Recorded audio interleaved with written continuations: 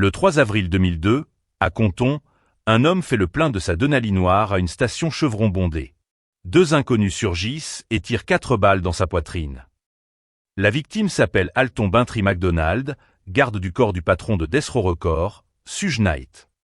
MacDonald dirigeait la production chez le label et appartenait au mob Piru Blood, un gang recruté comme service d'ordre.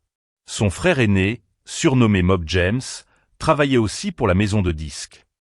Les agresseurs s'enfuient à bord d'un pick-up conduit par un homme à queue de cheval. Des portraits robots sont diffusés, mais personne n'est arrêté. Transporté au centre médical St. Francis de Linwood, il meurt peu après. Le soir même, Knight se rend à l'hôpital pour soutenir la famille du défunt.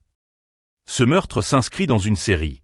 Entre 1997 et 2003, plusieurs proches du dirigeant sont abattus.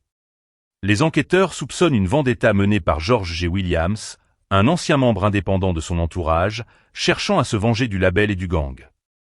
La victime avait participé, le 7 septembre 1996, au tabassage du membre des Crips Orlando Anderson au MGM Grand de Las Vegas, quelques heures avant l'assassinat de Tupac Shakur, star de la maison de disques.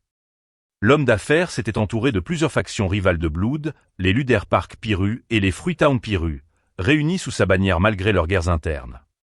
Un an plus tôt, lors d'une soirée organisée à l'El Théâtre, un membre des Rolling 60 Crips nommé Kelly Jamerson avait été battu à mort par des invités. Les tireurs du 3 avril n'ont jamais été identifiés. Williams reste soupçonné, mais aucune inculpation n'a suivi. Le dossier demeure officiellement non résolu.